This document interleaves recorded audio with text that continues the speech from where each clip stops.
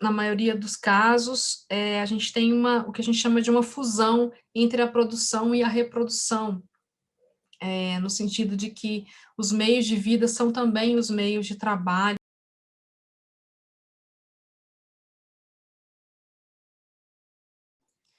Meu nome é Cibele Cornélio Diniz, eu sou professora do Departamento de Ciências Econômicas da UFMG e do CEDEPLAR,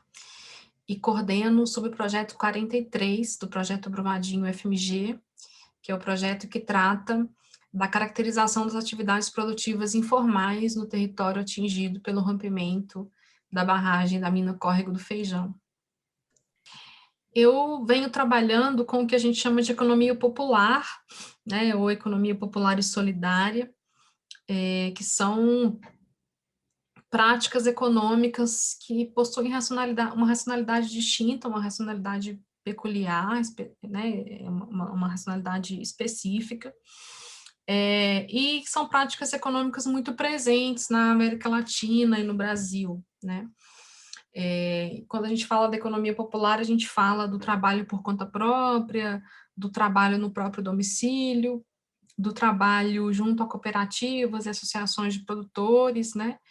e basicamente de práticas econômicas que se organizam a partir de recursos próprios dos trabalhadores, né. Então, na maioria dos casos, a gente tem o que a gente chama de uma fusão entre a produção e a reprodução,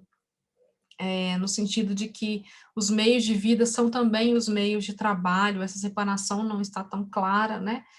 e muitas vezes a lógica econômica é a lógica da família ou do domicílio. Então, eu trabalho nessa interface entre a economia popular, solidária e informal também, né, que constitui uma parte muito grande dos processos econômicos no Brasil e para a qual a gente, infelizmente, não tem um número muito grande de trabalhos, de pesquisas, né, mas, enfim, acho que é um campo fascinante, porque é um conjunto de práticas muito heterogêneo, muito rico, muito criativo, né, e muito complexo também de entender, porque muitas vezes a gente verifica lógicas de reciprocidade, solidariedade, de parceria, né, de comunidade, e muitas vezes a gente vê uma lógica também de precariedade, né, de falta, de ausência. Então, são processos complexos de se entender, mas que, a meu ver, são fundamentais para que a gente entenda a nossa economia como um todo. Então, o objetivo do nosso projeto é caracterizar as atividades produtivas informais no território atingido, considerando que elas são parte muito significativa da economia local, né? Então, a gente já vem trabalhando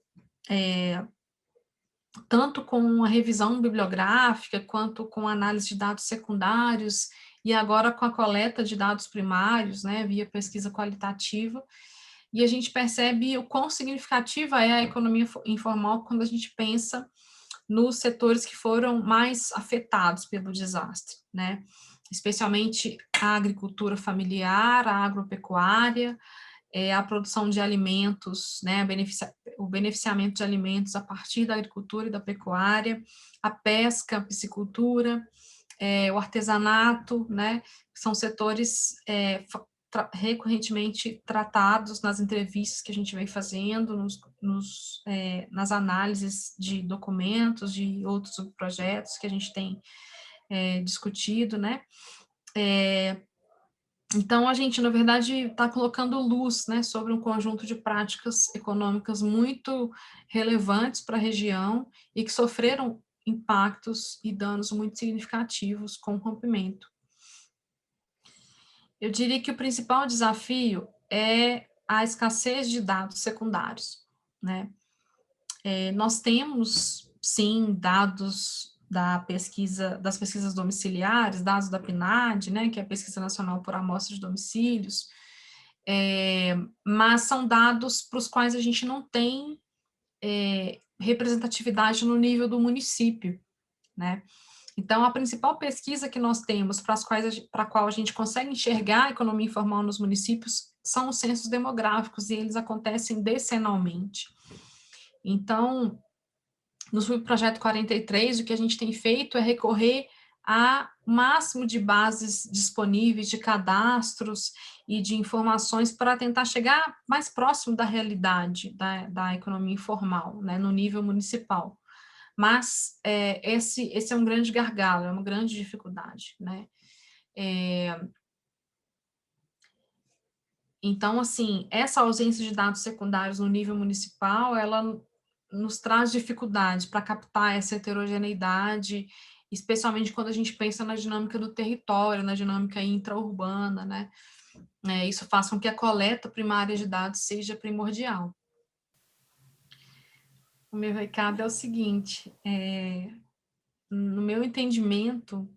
não é possível compreender a economia brasileira, ou qualquer recorte dela, na economia mineira, economia metropolitana, ou economia da região dos municípios de Brumadinho, da região de Brumadinho,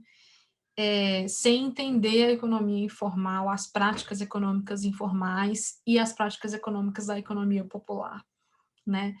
Eu acho que se nós voltarmos o olhar apenas às práticas econômicas formais, aquelas que passam pela lógica do Estado necessariamente, ou pela lógica empresarial,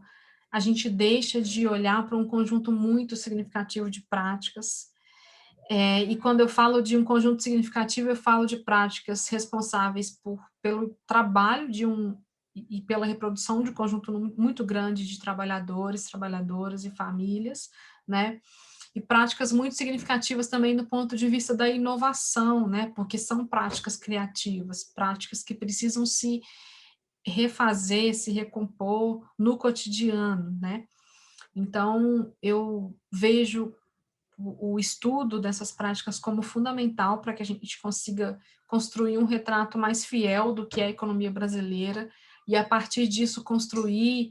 processos de desenvolvimento mais inclusivos, sustentáveis, processos menos desiguais, né?